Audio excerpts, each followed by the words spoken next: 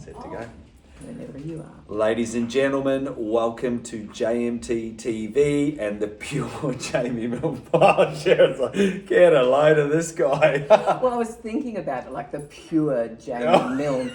And when we think of the word pure, we often think of purity, you know, like let's sort that halo out. Yeah. But with you, I think authenticity. Oh, God, I thought you were going to say like impure. I thought we were going the polar opposite. It was there, but I edited myself. Oh, yes, well played, well played. Ladies, I have been really excited, and I honestly have. I've been very excited to chat with Sheridan. If you've been living under a rock, which some of us do every now and then, Sheridan is the writer, the author of this remarkable book here, I Have Enough, I Do Enough, I Am Enough. And not only a writer, but a speaker, a broadcaster. I had the privilege of meeting Sheridan a number of years ago through the ABC. Yeah, we broke all the rules in for a 10-minute interview, and I don't think you got out with under 45 or something like that. That's right. That's took right. off. That's right. And I've read the book. I found it to be super insightful and probably the greatest takeaway I had amongst many, because there was many, which we'll talk about soon, was just your level of courage, your level of, I thought it was a blend of transparency, vulnerability. Sheridan, from my point of view, you opened your life and you reflected so forensically sometimes, which I just thought was so good. Thank you. Oh, you're welcome. I've been rehearsing this all day. I've been waiting, like, tra-la-la-la-la. But just an overarching narrative of slowing down, caring for ourselves a little bit more or a lot more, and really zeroing in on, you know, what's really important. And not working so much and getting some more sleep and all these like really interesting, don't spend so much money on all the things and more things. I'm gonna go out there and buy myself some more things. More stuff, you know, and I just thought that was just an incredible read. I enjoyed it, I loved it, I read a lot. You're welcome. I've got more. No, but it was really good. And through your own journey of reflection, and correct me if I'm wrong, that seemed like that was the catalyst for your 90-day challenge. Absolutely. Of which you then shared with us all. Ladies and gentlemen, the one and only Sheridan Stewart. Thank you for having me. Thank you. You're welcome. Thank you for making the time for little old and me. If occasionally we look down, my dog is just seeking a little bit of attention at the moment. Ziggy with the magnificent perm. Hello, handsome boy. Hello, handsome boy. We're just getting a few licks. You can't see these licks. I'll tell you what. I don't know whether I'm aroused or... Is that too much? Oh, edit. Yeah. Sheridan, would you mind sharing a little bit about yourself? Yeah, just sure. Give us a little overview. So should we just dive into the book? Because, you know... Absolutely. Let's go. What was the purpose? I mean, I gave my thoughts on it. What was the intention or the purpose for writing the book for you? It actually came through a single-page journal entry where I had been, I guess after a period of being very focused, very, very career-driven, and that sort of going into hyperdrive. So... when I came to the ABC, I had great respect for that organisation. I still work for them. They have an incredible history, and it was very different to being, you know, rock chick on a commercial radio station. And so I took it very seriously, and I put my hand up for everything. It was like this sort of second wave of my career, and it was fantastic. I absolutely loved it for a long, long time, and I still do. But I found that during things like Black Summer, where we were just seeing such catastrophic fires and devastation and people losing their lives and wildlife. And for us in the broadcasting industry, someone like me who's moved around a lot, it started here on the Sunshine Coast at Peregian Beach was sort of the official beginning of Black Summer. In winter, it got labelled Black Summer. And so from that moment on, it just didn't stop. So it was relentless. And that feeling of wanting to hold space for people as we do, having to be incredibly accurate, and I felt like it was very hard to switch off. Even when I went home after, doing these shifts that would go for hours, and we'd be going from one area to the next and one fire to the next, and having to be really, really switched on. It was really, really hard to switch off. So that very thing that probably makes me good at what I do, that high care, I have a very high level of care, probably mixed with the length and the duration. Like normally if we have a natural disaster, it has a natural flow. It's here it comes, and it happens, and we help everyone, and then afterwards there's everyone comes together, and people haven't talked to each other for years, neighbours are like, mate, we're all helping each other out, and there's the feel good, and then we go into the community as broadcasters and do the aftermath, and and keep in touch with everybody. This just didn't end. And then sort of as it was declared officially over, within weeks, I don't think we barely got through a week before the pandemic was declared. That's right, because it was all around that's what I was about to say. It was all around the same time, and then you guys switch into hyperdrive to deal with because it's breaking news and nobody understood it, and even the specialists were learning about this new and scary thing, and you're doing the best you can with the information that's at hand, but it's changing constantly. So then you've got lots of criticism of whether it's government bodies or health or World Health, etc., etc. So it was a really interesting time, and that of course went on, and we're working in isolation. I stopped coming to the gym. Call off the search. Never came back. We know. Disclaimer. Well, it took, in your defence, it took a pandemic to break the momentum. It just took a pandemic and a series of catastrophes with fires to. But what it led to in my personal life is this over focus on what I felt was important, and it was important, it was urgent, it was relentless, and it went on for a long time, and I missed out on the ability to switch off. So what it actually triggered, at the end of all of that, there were some changes in the workplace that I wasn't particularly happy about. No one doing anything wrong, just, we want you to do something else. I'm like, I took it very personally. I guess returned to some of the addictive behaviours of my past. So I had maintained, at the time, close on 4 years alcohol-free. I got my weight down to around about where it should be, give or take a bit. Never felt like enough. Like anyone who's ever dealt with weight loss or bodybuilding, where it's never enough. Say all of us. So like I've got these clothes. I was buying these smaller and smaller clothes. Got these things. They look like doll clothes now. I pick them up and go, what was I even thinking that I would ever get into that? I was just always aiming at more. So that that's something I think a lot of people sort of understand. And what surprised me was that I know the statistics around weight loss and how easy it is to put it on, and I've done that before, but I really thought, 4 years, I've got this now. I've got this. Yeah. But I just didn't expect this kind of big emotional reaction that saw me, dive into things I hadn't touched for years, that I don't even like anymore. They're not good.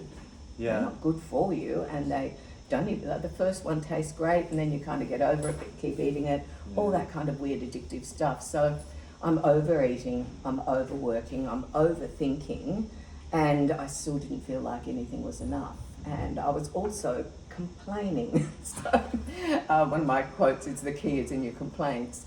I had come into I guess a modest inheritance, but it was enough that I knew that it's something that my mum would want me to use to make a difference to my life. And instead, here we are in the lockdown. What's the first thing that happens? Cafes open. That's the only place you can go. You can sit down with your friends, take your mask off, eat, treat yourself after cooking for ages, and now that's my excuse. The reality is I am of the cafe generation. I've always done that anyway, but I was overdoing it. And my beloved said to me, at great personal risk to himself, how about you have a look at your bank statements, because I think you might find you're eating your inheritance. He didn't word it quite like that, but and I was like, and being a bit of a self-help junkie, I know that when your hackles go up, it's because it's there's a truth in Yeah, there. there's something there. Yeah, he wasn't meaning to be nasty. So I actually did a forensic look. He said, well, look back this last 3 months and see where your money's been going. So Jamie, what I discovered was, predictably, I was eating a fair bit of it. Mm-hmm. That wasn't the big surprise. But there was these other random spendings on things that had nothing to do with anything. Who put that there? Well, and it was, I guess, coming from a background of poverty would be an exaggeration, but tight. Yeah. Predominantly, raised by a single mother and all that sort of thing. Times were pretty lean. So I felt wealthy for the first time in my life. I actually had money in the bank that was not just going from pay to pay. And I'm sending flowers to, anyone for anything. I read that in the book. And it sounds like a nice thing to do, and it is, but it was a bit out of proportion. Yeah. It was a little bit overt. And there I'm on the radio talking to everybody, oh, you're home alone, look, this is a great time, there's all these online training things you can do, and, you can learn about this stuff. So I go buy myself a podcasting workshop for $999. Now, it was an evergreen, and by that I mean this is all pre-recorded. There was no live stuff, and it expired. So word to the wise, if you're going to buy something that doesn't have a live element and it's going to be there forever and it costs that person nothing once they've made it, you should own it forever. Like, I'm a bit passionate about that because this is another former radio person, so I lovingly wrote saying, hey, I've been doing all this very important work with the ABC, well, it was a black summer and the pandemic, and can I have an extension? And one of their minions wrote back saying, no, but for just $89.99 a month, you can... And I'm like, oh my God. So I was just looking at where I was leaking money. Yeah. And I thought, since I've looked back 3 months, why don't I look forward 3 months? I love a challenge, so you know that about me. Like, I'm somebody, I'm either on the couch or I'm going hard out. Like, we're here in August and I'm doing the Fred Hollows thing, so, walking and running and upping the kilometres and all that sort of thing. Because sometimes I need a motivation that's a little bit outside myself, so that helps. So I thought, well, if I look forward, what's going to make the big difference in the next 3 months? So I thought, no cafes and restaurants, no non-essential spending. Probably should have included new underwear in that, but we'll get there. And I read that as well. The bad undies chapter. I've still got them. I'm thinking of doing a little video where I have a bonfire. I think get involved. Take it off. Oh no! Not there. Oh, not while they're on it. Oh, sorry. I was hanging one on the line today, and it's like, I can put my finger right through that and I can see through, and it's not meant to be see-through. Yeah. So no non-essential, Bulky pig, got my tongue, rewind. No non-essential spending, no cafes and restaurants, and the last one was to go home from work on time. Yeah. No unpaid overtime. Okay, so I only succeeded in 2 out of 3, and you could probably guess where I failed. Yeah, that's right. Yeah. But looking back, and I've only really recently contemplated this, book number 2, why did I fail? And it's because that's where I had the most to learn. Yeah, right. That's very insightful. So, that's, if anyone is listening, hello, and you want to take something away, if there's something that you find really challenging, rather than give yourself a hard time, develop a little self-compassion and go, this is just where I've got the most to learn, and that's why I think, people who struggle with, say, body image or whatever your, issue or that chip on your shoulder is, it's somewhere where we've got a lot to learn. Yeah. So it's not that we're not learning, but it's like the spiral, we continue to learn. Yeah, I love that, evolve. And it's a very, very good point. People, I think it was not a lot of the sort of... Ziggy's going into the kids area. I think it was like Marcus Aurelius, or the sort of, which is quite popular now, all the Stoicism and even like the old Greek philosophers. I know a lot of them write about the obstacle almost being the path to take. Yeah, so it's where the heat is, the emotional charge. It's like, that's really, I'm not doing great in that area, or that really sets me off, is often the area to go and unpack. Okay, this is where I've got stuff. I've got some more stuff to learn. And more. And to expect that there probably still will be more. Yeah. I will always be learning from certain behaviours or triggers that bring things up, and it's Not that I'm not healing, it's just that I've got more to learn. Yeah, 100%. And when you look at it like that, it's so much nicer than shooting all over yourself. I should have by now. The shoulds, the coulds, the gotters, the oughties, the need tos. Yeah, very Yes. true. And the way we talk to ourselves, like we say things to ourselves that we would never say to our best friend, or we'd never let our best friend say to themselves. But trust me, if you keep talking to yourself like that and it spills out, then what are your kids, what are your friends, what's everyone around you whom you influence going to pick up on? That it's okay to shit all over yourself? No, not nice. It is quite crazy too, that whole our language, not only the external dialogue, what we're saying out loud, but obviously what we're saying internally, the internal dialogue. It's like we could make a t-shirt, mind your language. Mind your language. People think it's the profanities, which do, I must admit. Well, with you and I, that would so be far we've appropriate. been very good. We've been very good. Give it time. Not the profanities, but what we say to ourselves or to others about ourselves. That self-talk, how we talk to ourselves. And where I find myself, so I'll give you an example, coming here today. So I haven't seen you for a couple of years. Last time you saw me, I was perhaps 2 sizes smaller and fitter. So the old me is going, oh, it's going to be so embarrassing, No. And now I just know that's an echo. Because I know, A, you care less. You care that I'm well, that I'm happy, that... Glamorous. Thank you. You're welcome. Bring it on. Just bathe me in this compliment. Or just bathe me, just stop right there and we'll work on that. But, recognising that, look, that's always going to be there because it'll move from I'm too big to I'm too old, or like that negative part of ourselves will find something to pick on, and it'll move very quickly from one thing to the next. Yeah. Like I said, I got, down to a size smaller than I ever imagined I'd be.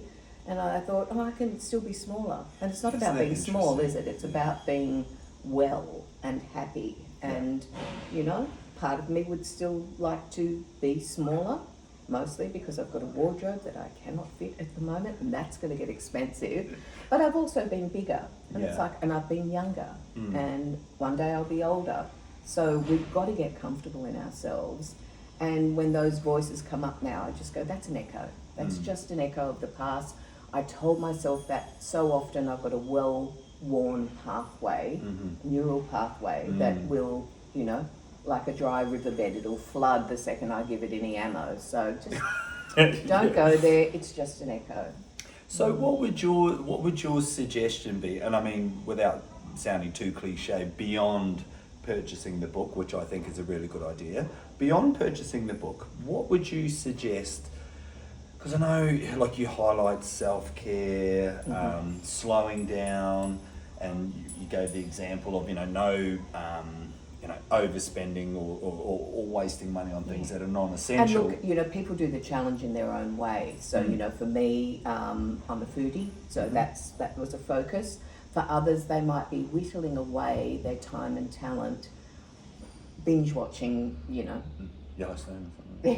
And again, it's not that any of these things are bad in themselves. It's just when it becomes disproportionate, when we're no longer using entertainment to be entertained and for relaxation, but we're using it to blot out, and we don't want to feel to numb out. There is nothing wrong if you're not an alcoholic by nature. There's nothing wrong with having a glass of wine on the weekend, but getting to wine o'clock, actually having something called wine o'clock's a bit of a hint, by the way, and thinking that you need, or you deserve to relax, and that's the only way to do it, and we all know that, we all know when we're bullshitting ourselves, so stop that, but stop it in a self-compassionate way. So what I found was by pressing pause on some of those behaviours, I was able to see what was underneath them and where they came from, and more importantly, before they were there, what I was like. So you get a couple of childhood stories where I never thought about how I looked. It just didn't cross my mind to even look in a mirror. Yeah. Hello, Zig. He loves mirrors. Like, I take this dog to work and he goes into the elevator sometimes on Bring Your Dog to Work Day, and he just, everyone's like, oh, are you not using the stairs today, Sheridan? Judgmental much? I'm like, no, Ziggy likes to look in the mirror in the elevator. He's a good looking dog. Can you blame him? Look at his hair. He's well groomed. He'd probably be on a bit of a 45 angle, just looking over the shoulder. If you could only see him, Tim. Yeah. I've lost the point. Where was I? I was tracking and the dog distracted. Easily distracted, ADHD brain, possibly. Subtle suggestions yes. for how one might start to take, like even the first step. Yeah. So when we find out what's underneath, like just remembering a time when you didn't feel anxious, when you just felt like you were enough. You weren't worried about having more or doing more or, other people validating you. Going back to that will give you a clue. And for me, it was most often times in nature. Yeah, right. Times in nature with animals, just being in the purity of that moment, So walking on the beach, swimming, all of those sort of things. Swimming in the ocean for me in particular, because I wasn't doing laps and that's work. Yeah. But, that can be good too. But just making sure that you press pause for long enough to give yourself a little, a beat. Take a breath between things. I was just going from one thing to the next to the next. God, how crazy is it though? Yeah. And that was the poignant part for me. Like, I was engaged immediately with the book, which I think is, as an avid reader, born again, self-educated guy who just loves getting involved. Like I get excited when I'm on Booktopia, like ordering a bundle of books. It's like the best. Yes, Christmas. But to get engaged immediately, and then I started to, like with that narrative of curiosity, I started to think, wow, this is really quite a powerful message for, like, especially 2023. I mean, you speak to every second person and they're like, oh, how quick is the year going? One minute you're 28, next minute we're banging on the door of what, I literally in my mind sometimes think I'm still 25, 28. I'm fucking 20 years has just gone. Whoops. It's like, how do I get here? And I also think the pandemic put a kind of a hole in our lives. So things that feel like they were just 5 years ago are actually like 8 or 9. Correct, and yes. There's this gap in catching up with each other. And so coming out of that time's interesting. But what I do now is I just put a bit of space. I go, look, I'm trying to get through my backlog of tax, and before it's biting me in the butt. They know if you're listening, ATO, I'm doing it, okay? Yeah, we're good. The intent is there. Yeah, the way to hell is paved with good intention. No, I'm actually doing it, but in the past, when I'd finally tackle something, I'd go at it day and night, and now it's like, just get something done. Get something done off that shit list, the stuff. Because the thing I found, Jamie, was that when you're overdoing one area, there'll be things that you're ignoring. Underdoing in the other department. So, this year in particular, everyone's like, oh, you've got a book out, it must be amazing. You're flying around the world. No, it's all Zoom. All Zoom or at your own expense. But look, it is wonderful. It is amazing. And it was completely unexpected. And it came from that right back to the beginning of our conversation, a one-page entry in a journal. Yeah. Where I was contemplating what my beloved had said about my eating and spending, and I had a look at it and I created that 90-day challenge for myself. So good. I just love it. Like, I absolutely love it. And it worked. I saved money. Don't take it off me, ATO, but I did save some. And I just, it's not that I don't ever go to cafes, trust me, I'm back. However, I'm more conscious of it. Yeah. And even with that, like, I notice when it goes from a pleasure to an addiction of like, oh, I just want bacon again. It's like, I'm here again. Here I am again and there's food in the fridge. That's, it can get a bit silly. Yeah. So just looking at that balance. So it's not about restriction. It's not about, being, super tough on yourself. There are those times, but they're not meant to last long. If you're training for a marathon, you know that you've also got to rest your muscles. You've got to sleep. You've got to recover. And at the end of it, if you're doing back-to-back marathons, you just burn out. Yeah, correct. That's right. In every aspect of life. So we have to learn to put the pauses back in. And that is such a good point. The pause. Yeah. When you pause, you can stopping. look. Yeah, that's right. We still got momentum, but you can pause and you can have a good look. And that's the thing. I'm very guilty of not enough pausing, And like one of the things that I took away from your book as well, one of the actions that I took away. I'm gonna read that book again. That's right. That I started surfing again, and it was something I love surfing. No, That's and it why. connects you with, Oh my God. everything. Yeah, the affinity with the ocean, getting out there, no phones, and no one can get to me, other than some other surfers. But then But there's a little, there's a little camaraderie in that, That's because right. you're all there for the same thing. You're all chasing that moment of, just feeling connected, feeling in the flow, quite literally. Yeah, It's beautiful. it is like remarkable, and so. And it made me think about that simple. I could spend all this money on the things and get some more things, get another surfboard to go with the other 755 surfboards that are at home. It's like, what's going on? And then it was like, just get back out there, pause. That's something you haven't done a lot of. And the thing about the 90 days is that it's a season. So there's, in the book I did a little bit of research as to why. There is research, there's good psychological evidence as to why you should, pick a certain period of time and how long habits really do take to change and all that sort of thing. But I actually like that it's a season, and we're meant to change in a season. And each season's meant to be different. And whilst we live somewhere where those changes are subtle, they're still there. Yeah. I'm wearing layers. Yeah. Which in summer, I won't be wearing. And I've got undies on today too. Speak of you, that's very thoughtful. Yeah, I thought Sheridan's coming, I better put something on. Good grundies on. Yeah. So it just gives you that chance to pause and reflect. And, sure, things will slip back, but you'll be a bit more conscious of them. If you just do a quickie challenge that's only a week or 7 days to change your life, well, good luck with that. 3-day course on the Gold Coast. Yeah, and you're an expert. $2,500 later. Yeah, back to square one. Yeah, so there's a reason for it being that period of time. Such a good point. Absolutely. I remember reading something a while ago, maybe I was taught it, I can't quite remember. So there was the old thought process, it was 21 days, that went around for God knows how long. And then I think it was BJ Fogg, who wrote Tiny Habits, PhD, BJ Fogg, was the 90 days, make or break a habit. And then there was Clear, James Atomic Clear, Habits, thank you, yeah. habit stacking and all that good stuff. And then there was was it Malcolm Gladwell, Outliers? I think that was the book, or The Tipping Point, where they talked about the 10,000 hour rule for mastery. And I remember thinking, how much is 10,000 hours? So, and I'm not a numbers guy, but I've gone off and had a little scratch around, pushed a few buttons.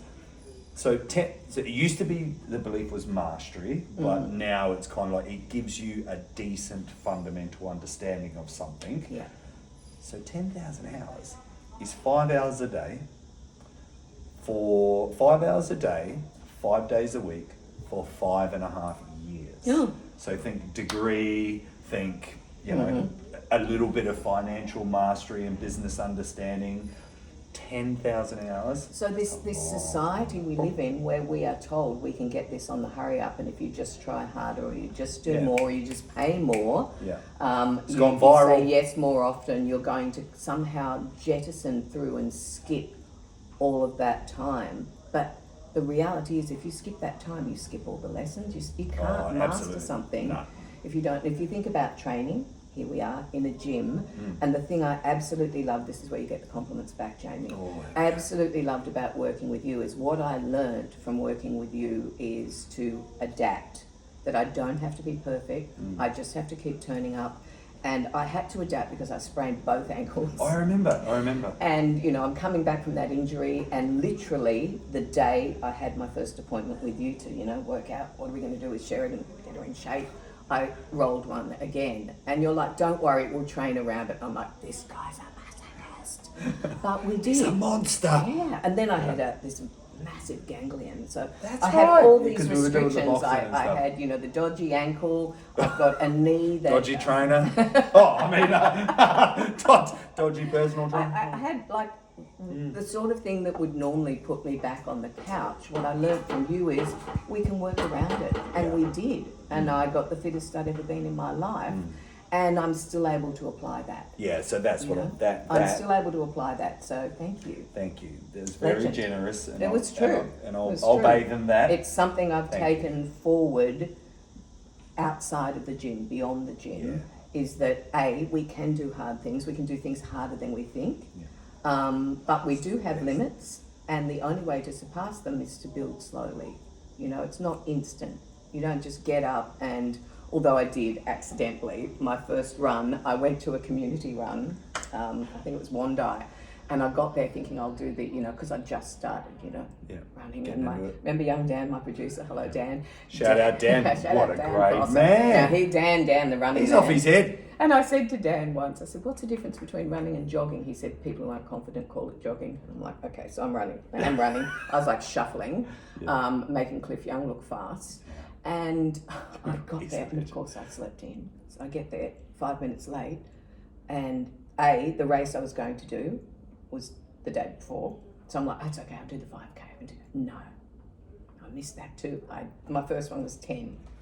It's 10. People walk faster than I ran, but I was determined not to drop back in, you know, not to change gait. So look, we can do those things, but you know, I had trained for it. I didn't like go from the couch to literally just running off. 10K. You know, that wouldn't have been possible. So, yeah, thank you. Some You great are very takeaways welcome. from my time with you as well. That's awesome. Yeah. That's a nice little testimonial. Thank you very much. So I've got a quick fire question for you to summarise. Yeah. So on mine, Ziggy's joining the conversation. Ziggy's He's got a in very on deep this. voice for a small dog. I like the tonality. He's a pretty looking thing, but he's like. So with previous guests, I asked them to leave a question for the next person. Okay. And so the previous two were two CrossFit athletes, lunatics. One is my son, and the other one's his offsider who works here as well, Caleb. Okay. I'm not sure if Caleb was here. Yeah, I've when you met were here. Caleb. Yep. Yeah. He'd just begun. Oh wow! So he would have like evolved into a machine by now. He's a and monster. Go He's Caleb. he's all biceps and abs.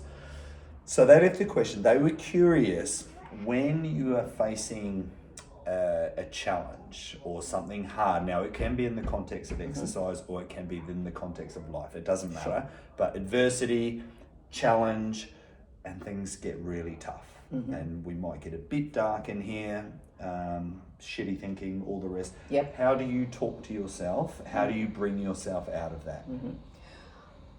There's a Canadian author, her name's Danielle Laporte, and she used to put out these great journals, and she stopped, so, you know, I did kind of buy them up to see how long I could last, and I think next year's going to be my first year without one. And on the front was written, what will I do to feel the way I want to feel? Oh. Gold, right there. What will I do? Oh. So it's always an action. What will I do to feel the way I want to feel? So if I'm feeling dark and shitty. Good. So this morning, rough night's sleep. Let's blame menopause or perimenopausal, wherever the hell I am in it, all of that thing. What's he called? That bloke. Yeah. Menopause. And, you know, I'm like, oh, and I've got to see Jamie today, and I've got to, like, you know, do a podcast and be all, you know, fabulous. And I thought, well, what will I do to feel the way I want? And I did not feel like going for a walk, but I knew that if I did, I would not regret it. So I couldn't guarantee I was going to feel as good as I did. I didn't expect that. I knew I'd get a bit of a lift. So what will I do to feel the way I want to feel is the question I ask myself, and it's nearly always move. Move that energy. Wow. You know, don't just sit here slumped, embroiled in those negative feelings. You know, that's not going to help anyone. Like, yes, I know I'm tired. That is a reality. And I went out, I walked for 5Ks, the dog was over the moon. And look, it didn't take long. Within 5 or 10 minutes, I'm dictating a chapter. I had an idea, and, you know, and then I'd pause and I'd just look at the nature and be quiet for a while, and then I'd have another idea. And it was wonderful. It just changed my entire day. So that's what I do. And the other thing I really want to mention is support. Yeah, love that. You know, those of us, and, you know, many of us are like this. We think we have to do everything ourselves, especially if you're in a leadership role or an autonomous role or you're an entrepreneur, any of those things. There's my dog taking your gym apart. What's he doing down? There's a habit of thinking we have to do everything. It's like, well, while I'm here, I'll pump some iron, there's a tendency to think we have to do everything ourselves, and that it's a weakness to get support. Yeah. So even if it's within your friendship circles, now be cautious about this. There are some friends that would like to support you, they've got no idea how, you know, and It's a fair statement. Yeah. and everyone can support you in a different way. So, you know, gently explore it, but, you know, when I was doing the 90-day challenge, I knew who not to tell. And that doesn't mean I don't love those people. It's just that I just didn't think they would get it. Yeah. You know, it wasn't very popular when I said I was, no, just a coffee. What about a drink after work? I'm like, what part of no spending in cafes or restaurants or bars do you not get? You know, it was none of it. To hold the sign up. Yeah, but know who can support you or how you can get support. And I think this is one of the things that the internet is amazing for, like for all the challenges we talk about, all the thousands of selfies from Just the Right Angle where we look 20 kilos lighter and 20 years younger and all that hoo-ha. There are online communities, you know. We stayed connected through particularly the early part of the pandemic, because you're like, okay, I'm going to put this up online and we can all, you know, we can still, you know, be there and do this at the same time. I have a friend that I'm going to meet in November that I've never met in real life. Oh, wow. And she has been one of my support rocks. Hello, Anne Wax. She lives in Washington State, and we're going to meet for the first time in person. It's like the old pen pal days. I know, it's gorgeous. Well, and the other thing is, when I wrote this, I right at the end of the book, I took it, you know, the editors said, well, we think it might benefit from, you know, a reflection on where you are now. And Ziggy, Oh, jeez. he wants to join. There's a workout going on outside. I can't believe how high the dog shut. He just wants to be part of the action. So I'm going to Hawaii. After some of my formative years. Ziggy, hush, hush. Please and thank you. I had this friend staying with me last week, and every time it wasn't like down, stop. Every time she asked the dog something, she said please, and then she thanked him when it was so sweet. It was the most endearing. No worries. And he loved her. He just loved her. So don't think dogs don't know.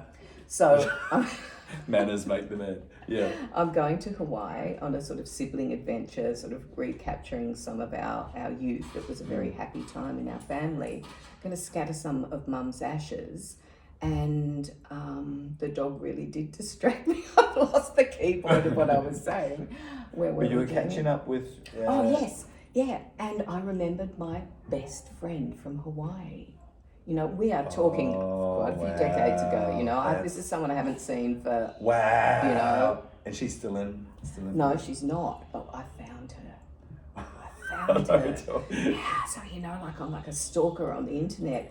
And we've reconnected, and she's living in Washington State near this other friend that I've never met. Oh, so, you know, the I haven't universe quite got the cash to get over there, all but her we divineness. will. And they're the two people who were the first people in the States to buy the book. Oh. They didn't ask for a free copy, like your good self. It's like, no, I'm going to buy it. I'm going to invest in your career, Sheridan, your new career move. And I'm going to actually pop up and buy this. Yeah, that's how we support. I was, you know, so honoured. Yeah. So honoured. That is the best. Yeah, it's the bomb. I hope you have a wonderful trip back to Hawaii, because I know, like you said, those informative years, those infancy years, that's where it all sort of happened, didn't it? There, yeah, so it's really nice for you to go back. It is, and it's been, you know, something I meant to do a decade ago when Mum passed. I thought I'll do it within a year, and you know, I got busy with my very important career, which was amazing and wonderful, and now it's time. Yeah, so good.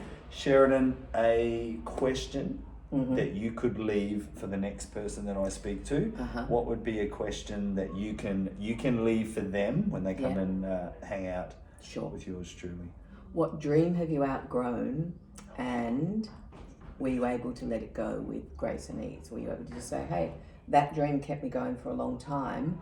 I may or may not have achieved it, but life has changed and it's time for a new dream. So what dream did you let go? Or which one do you need to let go of? If you know that there's something you go, oh, well, it's not congruent with where my life is at now. And this is not because you're too old.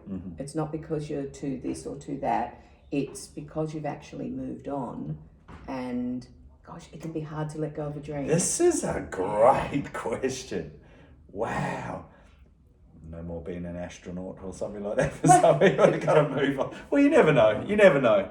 Cheers. Thank you so much. Ladies and gentlemen, the one and only Sheridan Stewart. Thank you so much. Thanks. I for have having enough. me. I do enough. I am enough. Yes, there it is. And, you know, that's just a nice mantra. But if you just type in I am enough, Sheridan Stewart, you'll find it. That is true. It's everywhere. Thank you very much for coming and spending some time with me. Great to be with you again, It was David. very good to see you again. And thank you for this. Absolute pleasure. Thank you, everyone.